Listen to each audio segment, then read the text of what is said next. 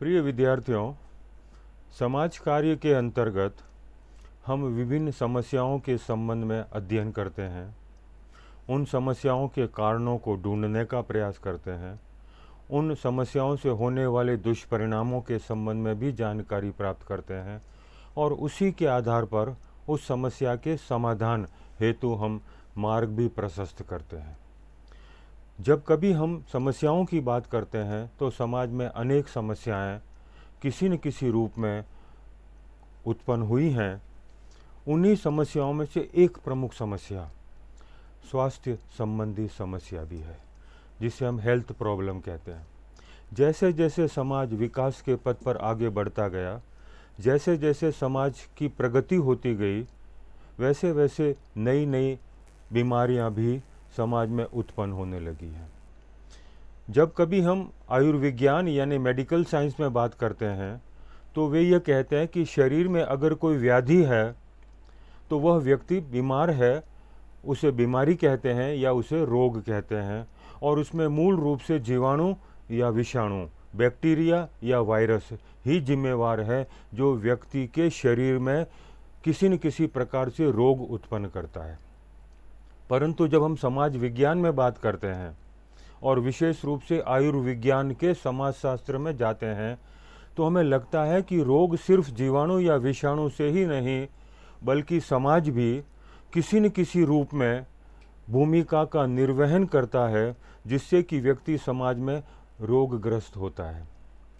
अर्थात समाज भी रोग के उत्पन्न का कारण है। समाज में संस्कृति, समाज का पर्यावरण, समाज की प्रथाएं परंपराएं, समाज में आचार विचार के ढंग, समाज की वेशभूषा, समाज का खान पान इत्यादि इत्यादि, ये सब किसी न किसी रूप में रोग के उत्पन्न का कारण है।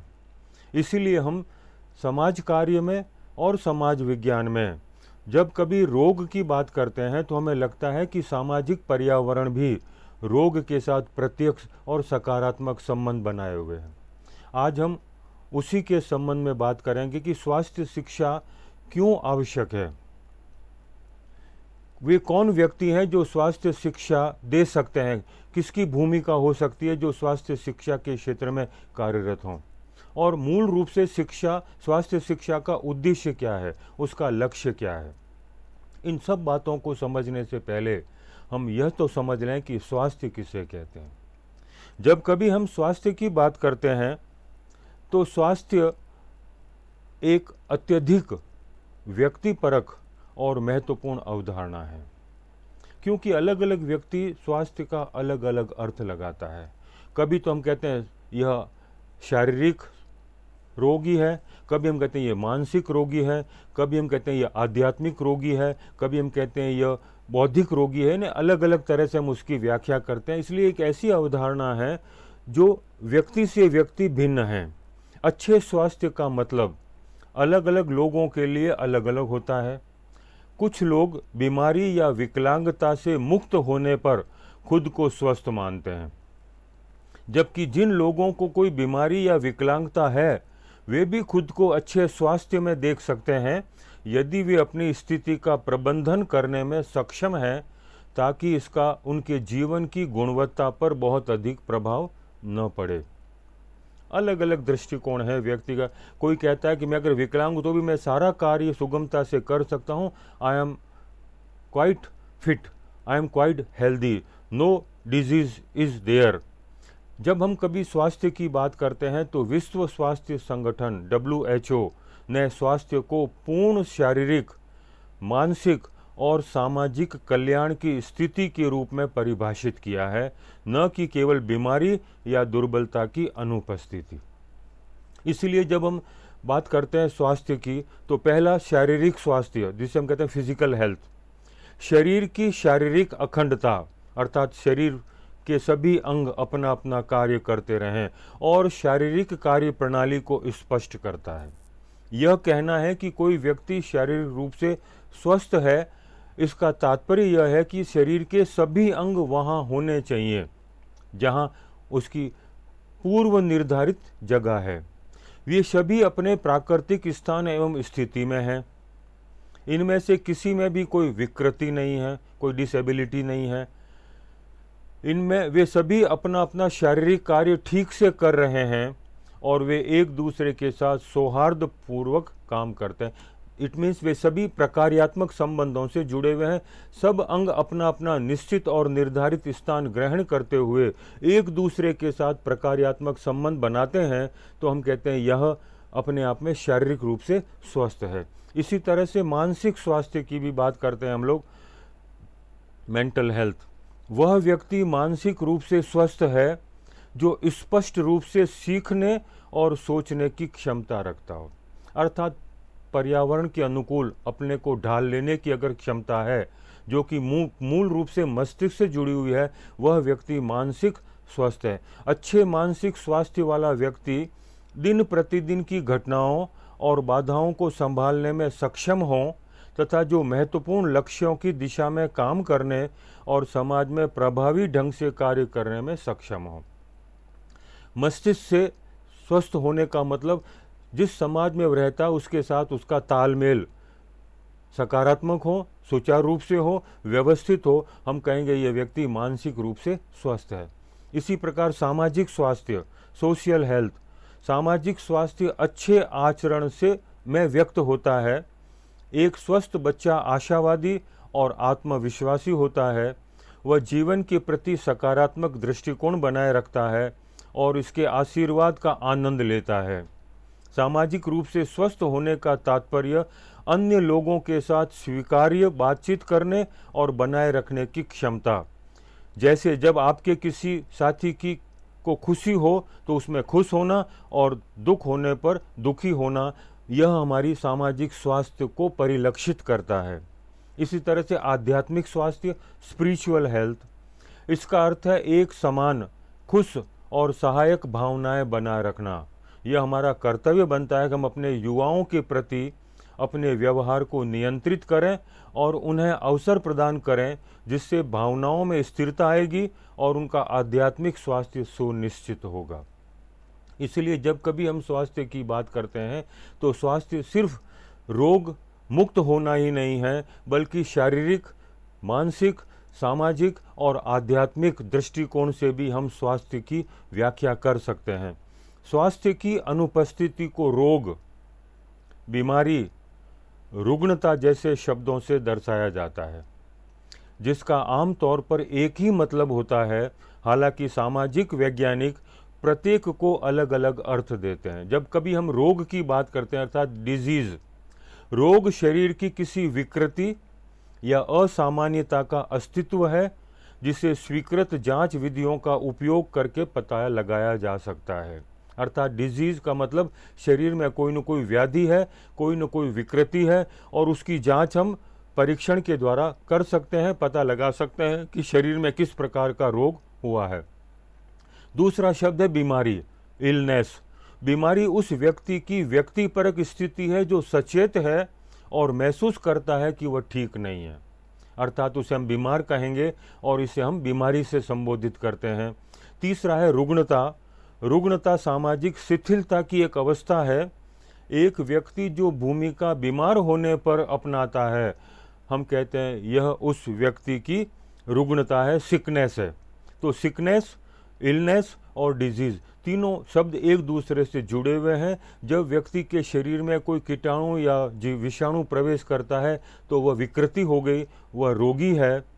उस रोग के कारण वह बीमार है और उसी बीमारी से वह आराम की स्थिति महसूस नहीं कर पाता है, उसे हम रुग्णता कहते हैं। रोग और रुग्णता की बात करते हैं तो ये शब्द आए कहाँ से, इसका ऐतिहासिक पृष्ठभूमि क्या रही है। अगर हम स्वास्थ्य शिक्षा की पृष्ठभूमि की बात करें तो हमें लगता है कि बहुत पुराना नहीं रहा होगा। कुछ 100 वर्ष से अधिक पहले शायद स्वास्थ्य के संबंध में जानकारी लोगों को हुई होगी। इसलिए जब हम ऐतिहासिक परिप्रेक्ष्य में बात करते हैं तो स्वास्थ्य शिक्षा का इतिहास एक उभरते पेशे के रूप में केवल 100 साल से थोड़ा अधिक पुराना है। वैसे तो स्वास्थ्य के बारे में शिक्षा देने की अवधारणा मनुष्य के उद्भव से ही रही है। स्वास्थ्य शिक्षा के इतिहास की बात करें तो जो प्रमाण मिले हैं उसके आधार पर ये अनुमान लगाया जा सकता है कि प्रागैतिहासिक युग के दौरान सबसे पहले स्वास्थ्य शिक्षा कैसे हुई, क्योंकि आज हमारे पास कोई ठोस प्रमाण नहीं है जिसके आधार पर हम ये प्रमाणित कर सकें कि रोग के बारे में कब से जानकारी हुई। तो सिवाय इसके कि हम कल्पना रूपी घोड़े को दौड़ाएं और उस समय वहाँ पहुँचाएं जहाँ कभी हम सोचते कि मनुष्य ने स्वास्थ्य के बारे में जानकारी प्राप्त की होगी। ये हुआ होगा कि किसी ने कोई विशेष पौधा या जड़ी बूटी खा ली हो और बीमार हो गया हो, फिर वही व्यक्ति दूसरों को वह पदार्थ खाने के विरुद्ध चेतावनी यानी शिक्षित करेगा कि ये मत करो, ये खाने से बीमार हो जाओगे, तो ये जानकारी उसे मिल गई। इसके विपरीत ये भी हुआ होगा कि किसी ने कोई पौधा या जड़ी बूटी खा ली हो जिससे वांछित प्रभाव उत्पन्न हुआ हो, फिर वह व्यक्ति दूसरों को इस पदार्थ का उपयोग करने के लिए प्रोत्साहित या शिक्षित करने लगा होगा। यहीं से शिक्षा के संबंध में, यहीं से स्वास्थ्य के प्रति शिक्षा के संबंध में लोगों को जानकारी हुई। जैसे आज भी हम लोग कहते हैं और हमारे यहाँ एक कहावत भी है कि in India every man is a doctor. Bharat में हर व्यक्ति अपने आप को डॉक्टर मानता है। अगर हम किसी व्यक्ति के सामने किसी एक रोग के बारे में थोड़ी सी बात करें तो हमें अलग अलग व्यक्ति अलग अलग राय देंगे, यह करने से ये होगा, यह करने से ये होगा। यानी इस तरह की सारी जानकारियां हमें प्राचीन समय से ही मिलती रही हैं और आज एक व्यवस्थित पेशा बन गया जिसमें कि व्यक्ति को रोग के संबंध में, रोग के कारण के संबंध में, रोग के उपचार के संबंध में विस्तृत ज्ञान प्राप्त हुआ है, वैसे शिक्षा प्राप्त हुई है जिसे हम स्वास्थ्य शिक्षा का नाम देते हैं। तो जब हम स्वास्थ्य शिक्षा की बात करते हैं, हेल्थ एजुकेशन की, तो जब कभी भी स्वास्थ्य शिक्षा की बात करते हैं तो पहला सवाल यही मस्तिष्क में आएगा कि स्वास्थ्य शिक्षा क्या है, व्हाट हेल्थ एजुकेशन इज। यदि हम आम आदमी का अर्थ लें तो यह एक प्रकार की शिक्षा है जो हमें हमारे स्वास्थ्य, हमारे परिवार और समाज के स्वास्थ्य के प्रति जागरूक करती है। Awareness about the health in family, in society और इन कम्युनिटी। इसी प्रकार स्वास्थ्य शिक्षा ऐसे वातावरण के निर्माण पर ध्यान केंद्रित करती है जो हमें सर्वोत्तम जीवन जीने और सर्वोत्तम सेवा करने में सक्षम बना सके। यह एक क्रिया या प्रक्रिया है जो स्वास्थ्य में परिवर्तन और उसके प्रतिधारण और प्रचार से संबंधित हमारी प्रथाओं, ज्ञान और दृष्टिकोण में परिवर्तन को प्रभावित करती है। यदि हम मूल परिभाषा के अनुसार चलें तो यह जीवन जीने की एक कला है। स्वस्थ शरीर और स्वस्थ मन पाने के लिए हम इसका अभ्यास करते हैं। इसका स्वच्छता के सिद्धांतों से गहरा संबंध है। इस प्रकार हमें स्वस्थ रखने के लिए हम अपने साथ साथ समुदाय के अन्य लोगों में भी स्वच्छता या स्वच्छता की आदत विकसित करते हैं। यह हमें अपने शारीरिक और मानसिक स्वास्थ्य को बनाए रखने और विकसित करने के लिए शिक्षित करता है। स्वास्थ्य शिक्षा के माध्यम से हम स्वच्छता के विभिन्न सिद्धांतों की जानकारी प्राप्त कर सकते हैं और अपने दैनिक जीवन में इसका अभ्यास कर सकते हैं। यह परिभाषा हमें सभी के लिए स्वास्थ्य शिक्षा की सामान्य परिभाषा देती है। अर्थात हम अपने परिवार को, अपने समाज को, अपने समुदाय को स्वच्छ रखेंगे तो हम उचित स्वास्थ्य संबंधी शिक्षा उपलब्ध करवा सकते हैं। इसलिए कि स्वास्थ्य का स्वच्छता के साथ, स्वच्छता का स्वास्थ्य के साथ घनिष्ठ संबंध है। जितना समाज स्वच्छ होगा उतना ही समाज स्वस्थ होगा। और अगर हम स्वच्छ समाज की कल्पना करें तो कल्पना साथ में स्वास्थ्य की भी होती है, क्योंकि स्वच्छता का स्वास्थ्य के साथ घनिष्ठ तालमेल है। इसलिए विभिन्न विद्वानों ने अपनी अपनी तरह से इसे समझाने का प्रयास किया है। विभिन्न लेखकों और विशेषज्ञों द्वारा स्वास्थ्य शिक्षा को कई तरह से परिभाषित किया है। लॉरेन ग्रीन ने इसे स्वास्थ्य के लिए अनुकूल स्वैच्छिक कार्यों को सुविधाजनक बनाने के लिए डिज़ाइन किए गए सीखने के अनुभवों की एक संयोजन कॉम्बिनेशन के रूप में परिभाषित किया है। अर्थात इस तरह से शिक्षा दी जाए जिससे कि व्यक्ति अपने दैनिक कार्यों को सुगमता से कर सके, अपने समाज में जो पद और भूमिका के संबंध में निर्वहन करने का रूप है उसे उसका सही कार्यान्वयन हो सके। हम कहेंगे यह व्यक्ति स्वस्थ है। स्वास्थ्य शिक्षा लोगों को स्वास्थ्य के बारे में शिक्षित करने का एक पेशा है, एक प्रोफेशन। इस पेशे में पर्यावरणीय स्वास्थ्य, शारीरिक स्वास्थ्य, सामाजिक स्वास्थ्य, भावनात्मक स्वास्थ्य, बौद्धिक स्वास्थ्य और आध्यात्मिक स्वास्थ्य के साथ साथ यौन और प्रजनन स्वास्थ्य शिक्षा भी शामिल है। यानी कई प्रकार की शिक्षा, कई प्रकार से शिक्षित करने का यह एक रूप है जिसे हम हेल्थ एजुकेशन कहते हैं। चाहे वो शारीरिक हो, चाहे वो मानसिक हो, चाहे वो आध्यात्मिक हो, चाहे वो पर्यावरणीय हो, चाहे वो यौन संबंधी हो और चाहे वो प्रजनन संबंधी हो। हर प्रकार से व्यक्ति को इस तरह से शिक्षित किया जाए कि समाज में वह सकारात्मक भूमिका का निर्वहन कर सके। 1975 में प्रिवेंटिव मेडिसिन पर राष्ट्रीय सम्मेलन ने इसे एक ऐसी प्रक्रिया के रूप में परिभाषित किया जो लोगों को स्वस्थ प्रथाओं और जीवन शैली को अपनाने और बनाए रखने में मदद करती है।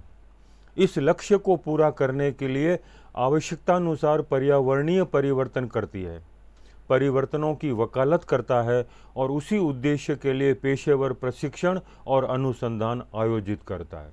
तो जब कभी हम बात करते हैं प्रिवेंटिव सोशल मेडिसिन की, तो हमें लगता है कि समाज में जो पर्यावरण हमको मिला है, कई बार वो पर्यावरण भी रोग के उत्पन्न होने का कारण बनता है।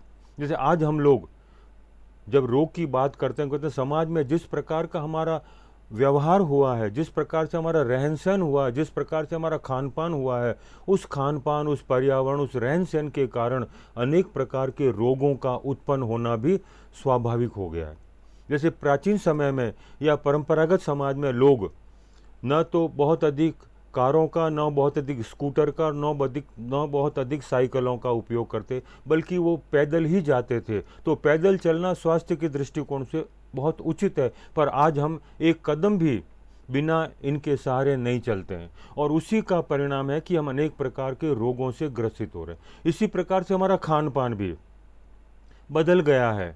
जब कभी हम आज नगरों में या महानगरों में जाते हैं और बच्चों से पूछें कि वो किस प्रकार का खाना पसंद करते हैं, तो उनका सीधा सा अर्थ होता है पिज़्ज़ा, बर्गर, चाउमीन, पास्ता वगैरह वगैरह। ये सारे वे भोजन हैं जो हमारे लिए हर समय उचित नहीं हैं और उससे कई प्रकार की हमारी बीमारियां, पेट संबंधी रोग उत्पन्न होते हैं, जबकि प्राचीन समय में इस प्रकार के भोजन लगभग हम नहीं करते थे। इसी प्रकार से हम बात करें तो महिलाएं भी आज जो घर में प्राचीन समय में कार्य करती थी, वो लगभग कार्य बंद हो गए हैं और हर कार्य, यहाँ तक कि रसोई में भी जो कार्य है वो खड़े खड़े होकर कार्य करती हैं। उससे उनके पेट पर दबाव पड़ता है और कई प्रकार से गर्भाशय संबंधी रोगों का भी उद्भव वहीं से हो रहा है। यानी बहुत सारी ऐसी बीमारियां हैं जिसका मूल कारण हमारे समाज की प्रथाएं, परंपराएं, रूढ़ियां, मूल्य या सामाजिक पर्यावरण है जो रोग के उत्पन्न होने का कारण बनता है। स्वास्थ्य शिक्षा और संवर्धन शब्दावली पर 2001 की संयुक्त समिति ने स्वास्थ्य शिक्षा को अच्छे सिद्धांतों पर आधारित नियोजित सीखने के अनुभवों पर कोई भी संयोजन जो व्यक्तियों, समूहों और समुदायों को गुणवत्तापूर्ण स्वास्थ्य निर्णय लेने के लिए आवश्यक जानकारी और कौशल प्राप्त करने का अवसर प्रदान करता है के रूप में परिभाषित किया है। विश्व स्वास्थ्य संगठन WHO स्वास्थ्य शिक्षा को जानबूझकर निर्मित सीखने के अवसरों के रूप में परिभाषित करता है, जिसमें ज्ञान में सुधार और जीवन कौशल विकसित करने सहित स्वास्थ्य साक्षरता में सुधार के लिए डिज़ाइन किए गए संचार के कुछ रूप शामिल हैं। यह व्यक्तिगत और सामुदायिक स्वास्थ्य के लिए अनुकूल है। यानी अगर हम चाहें कि लोगों को साक्षर करें स्वास्थ्य के संबंध में, तो कुछ ऐसी गतिविधियों का आयोजन करना पड़ेगा जिससे कि समाज के लोग स्वास्थ्य की दृष्टि से साक्षर हो जाएं और उन्हें पता रहे कि अगर इस प्रकार का आचरण करेंगे तो हम बीमार हो सकते हैं, हम रोगी हो सकते हैं और हमारे शरीर की जो कार्य क्षमता है उस पर उसका प्रभाव पड़ेगा। तो संचार और स्वास्थ्य शिक्षा गतिविधियों के उपयोग किए जाने वाले विभिन्न शब्द जिनके द्वारा हम लोगों को स्वास्थ्य साक्षर बना सकते हैं, उसमें सूचना, शिक्षा और संचार, संक्षिप्त में कहेंगे IEC, information, education and communication, एक शब्द है जो मूल रूप से परिवार नियोजन और हाल में ही विकसित देशों में HIV एड्स नियंत्रण कार्यक्रमों से लिया गया है। स्वास्थ्य को बढ़ावा देने के लिए संचार गतिविधियों के लिए एक सामान्य शब्द के रूप में उसका उपयोग तेजी से किया जा रहा है। जितना हम लोगों में सूचना, इंफॉर्मेशन पहुंचाएंगे, जितना हम उनको शिक्षित करने का प्रयास करेंगे और जितना हम संचार के साधनों का उपयोग करेंगे, उतना ही लोगों को हम स्वास्थ्य साक्षर बनाने में सकारात्मक भूमिका निभा सकते हैं। सूचना क्या है? उपयोगी, संक्षिप्त या विस्तृत विचारों, प्रक्रियाओं, तथ्यों और सिद्धांतों का एक संग्रह जिसका उपयोग एक निश्चित अवधि के लिए किया जा सकता है। इसी तरह से शिक्षा, वैसे तो शिक्षा की बात करते हैं, अज्ञानता रूपी अंधकार को दूर करके ज्ञान का पुंज प्रज्वलित करती है, उसे हम शिक्षा कहते हैं। एक जटिल और नियोजित सीखने का अनुभव जिसका उद्देश्य व्यवहार के संज्ञानात्मक यानी ज्ञान, भावात्मक दृष्टिकोण, विश्वास, मूल्य और साइकोमोटर यानी कौशल क्षेत्रों में परिवर्तन लाना है। व्यक्ति को कई तरह से बदलाव की भूमिका से जोड़ना है। इसमें शिक्षा का बहुत अहम रोल है, बहुत अहम भूमिका है। और इसी के साथ तीसरा शब्द है संचार, कम्युनिकेशन। विभिन्न चैनलों का उपयोग करने वाले लोगों के बीच विचारों, सूचनाओं, ज्ञान और अनुभवों को साझा करने की प्रक्रिया को हम कम्युनिकेशन कहते हैं या संचार कहते हैं। तो संचार शिक्षा एक ऐसा माध्यम है जिसके द्वारा हम व्यक्ति को स्वास्थ्य के प्रति जागरूक कर सकते हैं, स्वास्थ्य के प्रति चेतन बना सकते हैं, या हम कहें चेतना के धरातल पर व्यक्ति को जागरूक बना सकते हैं। तो इनका अपना ICE, information, education and communication, अपने आप में बहुत महत्वपूर्ण एक तकनीक है जो समाज में लोगों को स्वास्थ्य के संबंध में शिक्षा दे सकती है। इसके साथ इसका क्षेत्र क्या है? जब हम स्वास्थ्य शिक्षा की बात करें तो किस दृष्टिकोण से व्यक्ति को स्वस्थ बना सकते हैं, किस तरह से हम व्यक्ति को स्वस्थ बनाकर स्वास्थ्य में सेवाएं उपलब्ध करवा सकते हैं। तो स्वास्थ्य को लेकर हर कोई किसी न किसी तरह से परेशान रहता है, क्योंकि यह हर किसी की चिंता का विषय है। हमारा स्वास्थ्य हमारी कई गतिविधियों जैसे अर्थव्यवस्था, समृद्धि, दूसरों के साथ हमारे रिश्ते आदि को बारीकी से प्रभावित करता है। इस प्रकार स्वास्थ्य शिक्षा में शामिल है संतुलित और पौष्टिक आहार और इसे कैसे बनाया जाना चाहिए। सबसे महत्वपूर्ण बात, अगर व्यक्ति को इन दोनों तरह के भोजन से संबंधित जानकारी होगी तो वो अपने आप को स्वस्थ बना सकता है, या इस भोजन को बनाने की प्रक्रिया क्या है इसकी जानकारी है तो व्यक्ति अपने को स्वस्थ रख सकता है। ताज़ी हवा, पानी, वेंटिलेशन, उचित हवा का आदान प्रदान, रोशनी, शारीरिक व्यायाम, मनोरंजन, आराम और नींद आदि की आवश्यकता भी व्यक्ति को स्वस्थ बनाने में अपनी भूमिका निभाती है। शरीर, शारीरिक अंगों, पहनावे और निवास स्थान के संबंध में स्वच्छता की आदत अगर है, अगर वातावरण को स्वच्छ रखें, उचित पोशाक का धारण करें तो व्यक्ति अपने आप को स्वस्थ बना सकता है। शरीर के विभिन्न अंगों और प्रणालियों की संरचना और कार्य प्रणाली का ज्ञान, अगर व्यक्ति को अपने शरीर के अंगों की बनावट, अंगों की कार्य प्रणाली के बारे में उचित जानकारी है तो भी वह अपने को स्वस्थ बना सकता है। सामान्य बीमारियों, उनके कारणों, लक्षणों, एहतियाती उपायों और उपचार के बारे में जानकारी अगर उसे है कि बीमारी का ये कारण हो सकता है, अगर मैं ये नहीं करूँगा तो मैं स्वस्थ बना रह सकता हूँ, इस तरह की जानकारी अगर व्यक्ति को रोग और कारण और रोग, तो व्यक्ति स्वस्थ बनाने में अपनी भूमिका का सही निर्वहन कर सकता है। घर, स्कूल, पड़ोस, समुदाय, गंदी बस्तियों की स्वच्छता, ये सारे भीड़ भाड़ वाले शहर जिसमें फैक्ट्रियाँ, बाजार, गांव आदि आदि ये सब अगर स्वच्छ हैं तो वहाँ के लोग स्वस्थ हैं।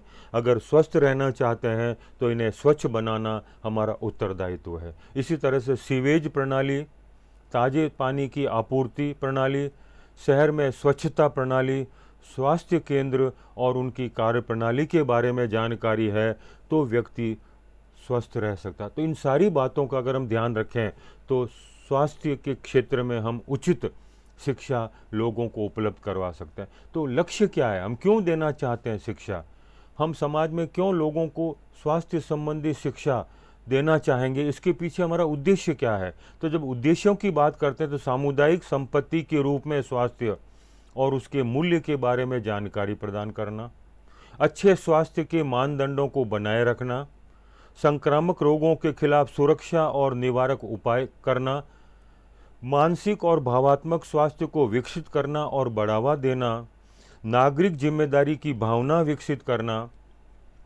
किसी न किसी रूप में अगर हम शिक्षा देना चाहते हैं तो हमारा मूल उद्देश्य है कि व्यक्ति समाज में स्वस्थ रहे, किसी प्रकार का रोग उसे घेरे नहीं, वो अपना सही काम समाज में कर सकें। यही सोच हमारी है और इसलिए हम चाहेंगे कि व्यक्ति को समय समय पर इस तरह से शिक्षित किया जाए, इस तरह से शिक्षा दी जाए जिससे कि वह व्यक्ति अपने स्वास्थ्य को बनाए रख सकें। उसी को हम स्वास्थ्य शिक्षा का मूल लक्ष्य या उद्देश्य मानते हैं। हम ये भी मानते हैं कि प्राथमिक शिक्षा के साथ स्वास्थ्य शिक्षा को जोड़ दिया जाए, क्योंकि वहीं से अगर बच्चे को सिखाया जाएगा स्वास्थ्य के बारे में तो बड़े होकर वो अपने को स्वस्थ बनाने में सही परिप्रेक्ष्य में मार्ग प्रशस्त कर सकता है। तो प्राथमिक शिक्षा के संदर्भ में स्वास्थ्य शिक्षा का उद्देश्य क्या है, बच्चों को स्वास्थ्य की पारंपरिक और आधुनिक अवधारणाओं के संबंध में स्वास्थ्य के प्रति एक वस्तुनिष्ठ दृष्टिकोण अपनाने में विकसित करने में सक्षम बनाना है। बच्चों को स्वास्थ्य समस्याओं की पहचान करने और उन समस्याओं से निपटने में स्वास्थ्य और चिकित्सा एजेंसियों की अपनी भूमिका को समझने में सक्षम बनाना, बच्चों को स्वास्थ्य संबंधित नवीनतम घटनाओं में रुचि लेने में सक्षम बनाना, बच्चों को वांछनीय स्वास्थ्य व्यवहार का उदाहरण स्थापित करने में सक्षम बनाना, बच्चों को विभिन्न प्रकार के प्रदूषणों के कारणों और उनकी रोकथाम के उपायों को समझने के लिए तैयार करना, बच्चों को प्राथमिक चिकित्सा का पर्याप्त ज्ञान प्राप्त करने में सक्षम बनाना, बच्चों को शिक्षा, खेल, योग अभ्यास के साथ साथ स्वास्थ्य शिक्षा कार्यक्रम के साथ उनके संबंधों के महत्व को समझने में मदद करना, बच्चों को स्वास्थ्य के रख रखाव के लिए काम करने वाले विभिन्न संगठनों की कार्यप्रणाली से अवगत कराना इत्यादि। ये सब बच्चों को अगर सिखाया जाए तो स्कूल शिक्षा के साथ साथ बच्चे के मनोमस्तिष्क में शारीरिक, मानसिक, सामाजिक और आध्यात्मिक स्वास्थ्य के संबंध में जानकारी मिलेगी और आगे चलकर वो समाज में स्वस्थ रह सकेगा, अपने स्वास्थ्य के प्रति वो उचित दृष्टिकोण अपना सकेगा। तो इसके लिए कौन जिम्मेवार है, कौन इस शिक्षा दे सकता है। तो जब हम स्वास्थ्य शिक्षा के लिए जिम्मेदार की बात करते हैं तो स्वास्थ्य शिक्षा स्वास्थ्य और सामुदायिक विकास गतिविधियों में काम करने वाले प्रत्येक व्यक्ति का कर्तव्य है। स्वास्थ्य विस्तार कार्यकर्ता मुख्य रूप से स्वास्थ्य शिक्षा के प्रावधान के माध्यम से स्वास्थ्य को बढ़ावा देने और बीमारी की रोकथाम के लिए परिवारों और समुदाय के साथ जमीनी स्तर पर काम करने के लिए जिम्मेदार है। यानी हर व्यक्ति चाहे तो वह समाज में व्यक्ति को स्वास्थ्य संबंधी शिक्षा दे सकता है, पर समाज कार्यकर्ता की भूमिका इसमें महती है। यदि स्वास्थ्य और अन्य कर्मचारी अपने दैनिक कार्य में स्वास्थ्य शिक्षा का अभ्यास नहीं कर रहे हैं तो वे अपना कार्य सही ढंग से नहीं कर रहे हैं। त्वचा संक्रमण या मलेरिया से पीड़ित किसी व्यक्ति का इलाज करते समय एक स्वास्थ्य कार्यकर्ता को रोगी को बीमारी के कारण के बारे में शिक्षित करना चाहिए और निवारक कौशल सिखाना चाहिए। केवल दवाइयों से समस्याओं का समाधान नहीं होगा। स्वास्थ्य शिक्षा के बिना रोगी दोबारा उसी बीमारी से बीमार पड़ सकता है। स्वास्थ्य देखभाल कर्मियों को यह भी एहसास होना चाहिए कि उनका अपना व्यक्तिगत उदाहरण दूसरों को शिक्षित करने में काम करता है। इसलिए वह लोगों से किस तरह का रोल प्ले करे लोगों से बातचीत करना, उनकी समस्याएं सुनना, उस व्यवहार या कार्य के बारे में सोचना जो इन समस्याओं का कारण, उपचार और रोकथाम कर सकता है। लोगों के व्यवहार के कारण ढूंढना, लोगों को उनके कार्यों और स्वास्थ्य समस्याओं के कारणों को देखने में मदद करना, लोगों से समस्याओं के समाधान के लिए अपने विचार देने के लिए कहना, लोगों को उनके विचारों को देखने में मदद करना ताकि वे देख सकें कि कौन से विचार सबसे उपयोगी हैं और कौन से विचारों को व्यवहार में लाना सबसे आसान है, लोगों को उनकी परिस्थितियों के अनुकूल सर्वोत्तम विचारों को चुनने के लिए प्रोत्साहित करना, अर्थात सामाजिक कार्यकर्ता जो कि चिकित्सा संबंधी प्रशिक्षित है, वह समाज में इस तरह की शिक्षा देने के लिए बहुत उचित कार्य कर सकता है। समय समय पर समाज में जाकर लोगों से संपर्क स्थापित करके उन्हें उचित रोग के बारे में कारण संबंधी जानकारी देकर रोग से बचने में अपनी सकारात्मक भूमिका निभा सकता है। तो सारांश हम कह सकते हैं कि स्वास्थ्य शिक्षा स्वास्थ्य संवर्धन का एक महत्वपूर्ण और अभिन्न अंग है और इसमें निम्नलिखित का संयोजन शामिल है। स्वास्थ्य संवर्धन व्यवहार अपनाने की प्रेरणा, कैसे हम अपने स्वास्थ्य को उन्नत बना सकते हैं, सही दृष्टिकोण और कौशल विकास के माध्यम से लोगों को सूचित निर्णय लेने और उनके जीवन में स्वस्थ विकल्प चुनने में मदद करना। स्वास्थ्य शिक्षा का संबंध लोगों के व्यवहार से है, इसलिए उन व्यवहारों को प्रभावित करने वाली ताकतों और बीमारी की रोकथाम में मानव व्यवहार की भूमिका को ध्यान में रखा जाना चाहिए।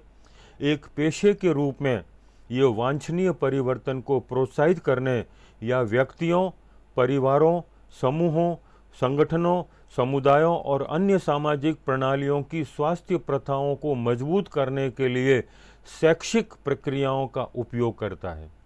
इसका उद्देश्य स्वास्थ्य ज्ञान विकसित करना, व्यवहार परिवर्तन विकल्पों और इन परिवर्तनों के परिणामों का पता लगाना, अर्थात हर दृष्टिकोण से हम समाज में, समुदाय में, परिवार में व्यक्तियों को रोग के बारे में जानकारी दें और उन सारे विकल्पों को अपनाने की बात करें जिससे कि वो अपने को स्वस्थ बना सकें। इस तरह की अगर शिक्षा हम समाज में दें तो समाज में जो एक स्वास्थ्य संबंधी समस्या है उससे हम लोगों को छुटकारा दिलाने में सही भूमिका का निर्वहन कर सकते हैं और इसमें समाज कार्यकर्ता की भूमिका अत्यंत महत्वपूर्ण मानी जाती है।